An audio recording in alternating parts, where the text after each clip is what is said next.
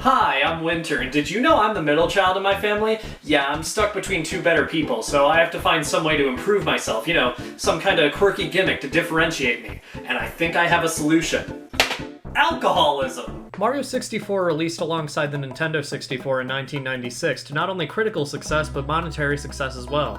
Nintendo saw that and thought, oh, yeah, I love money! So naturally, they had to make another 3D Mario game for their next console, the GameCube. Thing is though, Mario 64 was a launch title for the N64. What did the GameCube launch with? Luigi's Mansion.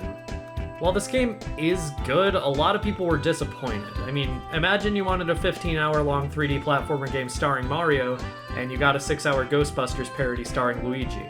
But in the background, everyone knew Nintendo had to be working on something for a 3D Mario.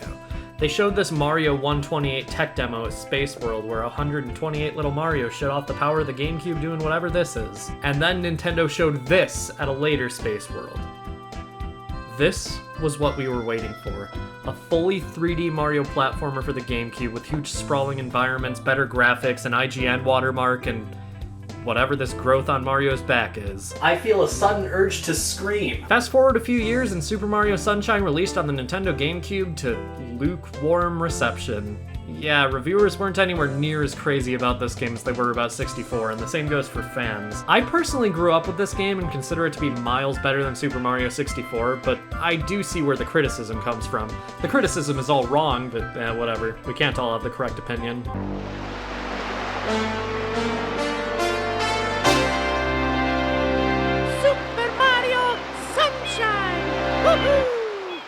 And I'm smiling. Mario Sunshine's plot starts out like a summer special of a TV show. Mario, Peach, and the funny British Toad are going on a summer vacation to Isle Delfino, a big resort island shaped like a dolphin because haha, we're clever! The plane crashes into the airstrip because somebody painted all over the thing. Mario, being the model citizen he is, goes and grabs a water pump / jetpack named Flood. Flood is the main gimmick in this game, and yeah, I've heard of worse gimmicks. Like alcoholism. Flood has two modes by default, the spray nozzle, which shoots water directly ahead of Mario to clean up this goop or stun enemies, or the hover nozzle, which allows Mario to float while also spraying water directly below him.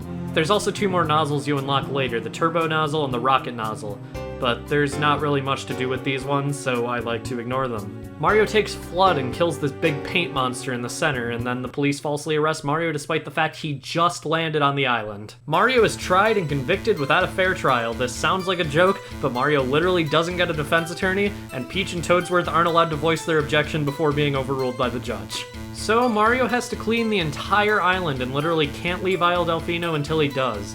He kills another paint monster, and the statue rises from the ground with somebody's fanfiction on top of it, who grabs Peach and runs. That red Italian again, of all places. I found you, faker. Faker? I think you're the fake Italian around here. You're comparing yourself to me? Ha! You're not even good enough to be my I'll make you eat those words! After you save Peach here, the game really starts. There's 7 main worlds besides the hub, where you have to collect 7 shine sprites each, sometimes.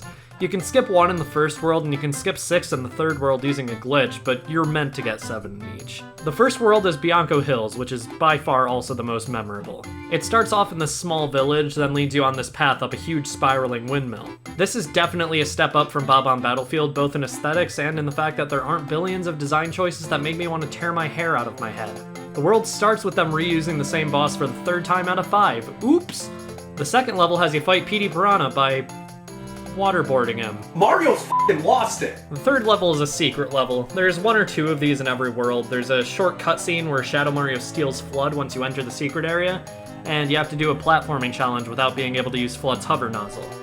This one is pretty basic since it's the first one most players will experience in the game. The 4th level is a hunt for red coins. Unlike in Mario 64, these red coins don't count towards your coin counter, so these levels actually usually aren't optimal for the returning 100 coin missions. In the 5th level, Petey Piranha strikes back. He covers the entire village in goop, and Mario, being the noble hero he is, he waterboards him again! Can nothing stop this man? This Petey fight is much more challenging though. He makes these little twisters to get you away from him while he opens his mouth, so you have to maneuver around them to get to him in time to perform an actual real-world act of torture. Level 6, go into this cave for a much more challenging secret level. Not much more to it, but in the original release of the Switch version, Nintendo left these testing cubes in the level.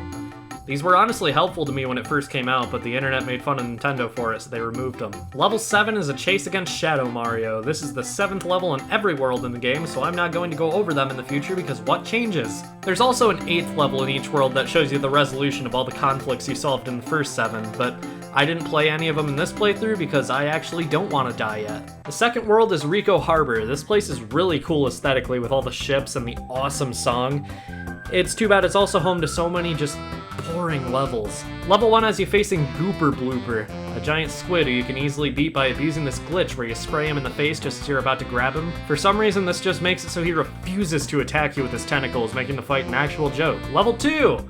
You surf on these bloopers, and if you're fast enough, you get the shine sprite. Level 3, you climb around the scaffolding to reach the big yellow cage. I actually really like this level because there's a ton of different ways to reach the end, all of them equally as stupid. In the 4th level, you enter this tower and pray because Lord knows how to understand the physics of these giant floating blocks. Level 5 is a second fight against Gooper Blooper. They give you a smaller area with little gaps in it, but since the same trick from the last fight works, this is equally as pointless. Level 6 is the one everyone dreads. You have to collect 8 red coins while riding a blooper. If you hit anything, you're dead. And Mario doesn't get off the blooper after collecting all 8. But hey, here's another trick. If you jump on this Pianta's head with the blooper, Mario gets off for some reason, so you can just collect the shine without the stress of instant death upon touching anything. About halfway through this world, Shadow Mario kidnaps Peach from the hub world. He takes her to this island with a name that 8-year-old me thought was hysterical, after showing off the fact that Nintendo can animate a tongue that costs more than your college tuition. Who needs women? I have a third world to go save. Gelato Beach is probably the blandest world in Mario Sunshine, and coincidentally, it's also the world where you can skip all 6 of the missions that lead up to the Shadow Mario chase. Did I do it? Do I look like I have no life?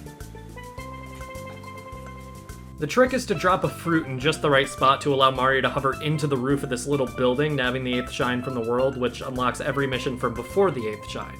The issue is, this trick is incredibly precise, and the closest I've gotten is having Mario get into the roof just to instantly bonk his head on the fruit and get knocked out. So, the first level is a secret level where Mario has to go into this sandcastle. This is the only secret level in the game that's actually themed after the context of how you enter it. You go through the sandcastle and all the platforming revolves around these Minecraft sand blocks that disintegrate when you walk over them. The second level is a series of mini-bosses with a weird name I can't pronounce. They're tilting these mirrors away from the egg of the legendary sandbird, so this big green wiggler started napping on it. Once you defeat all of them, the mirrors tilt back to normal and the wiggler falls apart. The third level terrified me as a kid. The level opens with the boss theme in the level preview.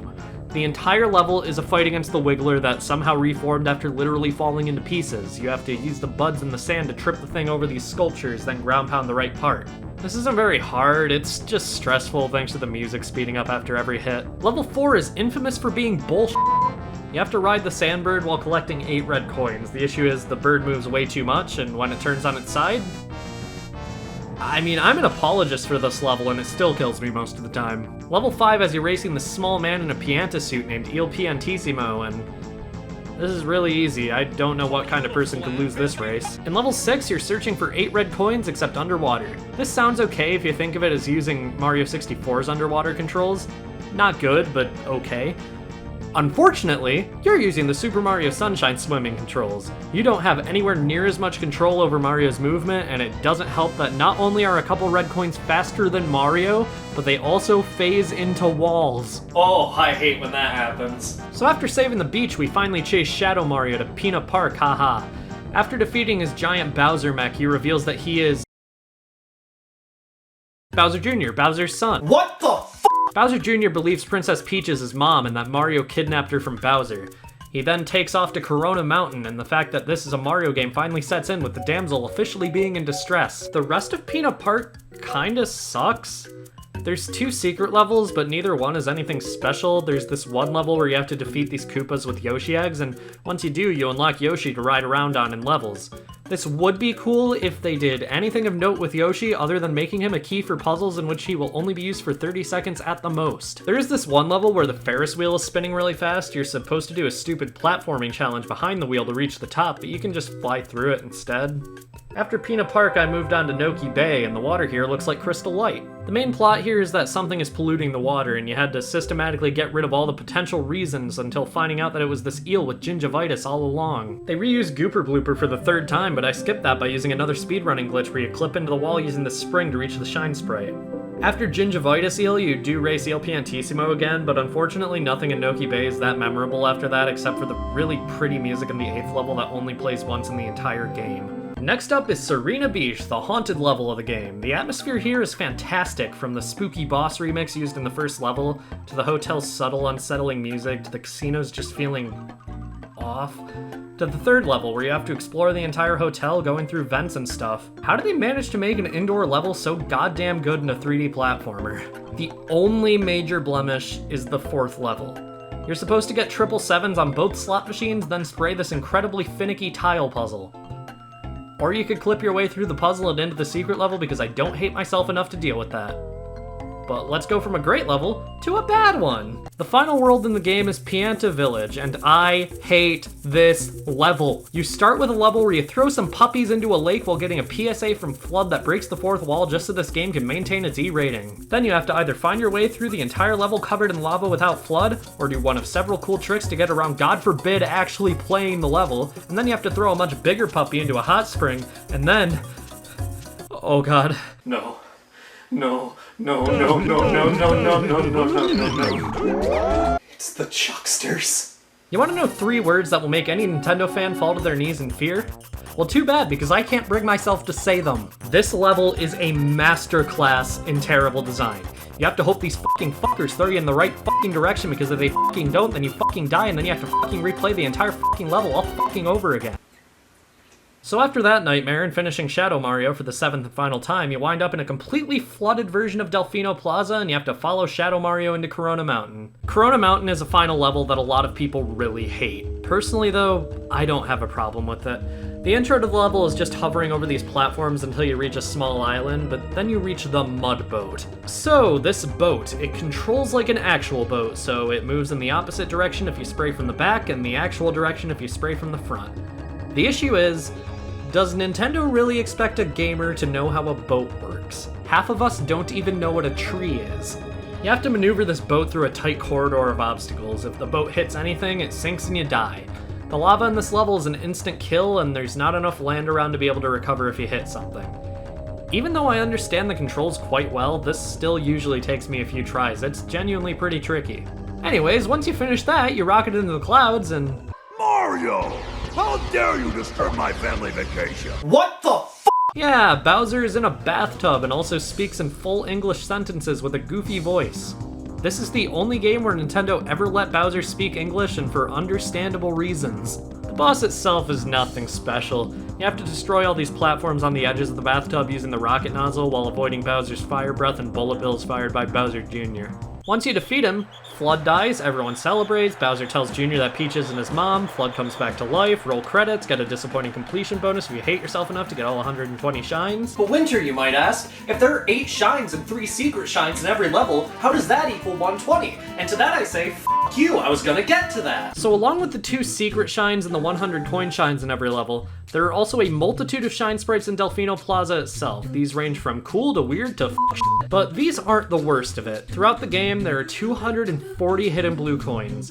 For every 10 you collect, you can trade for 1 shine sprite in Delfino Plaza. Some of these are genuinely well hidden, but for others, how the hell am I supposed to know where these are?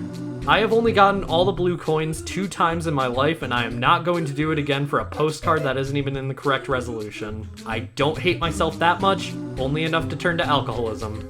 Well, that was great. That really proved to me that shitty gimmicks really are the answer to all of life's problems. I knew alcoholism was right for me. Well, I'm out of alcohol. I guess I'd better order more. Yes, I'd like to place an order for an alcohol. I thought I told you to stop calling me!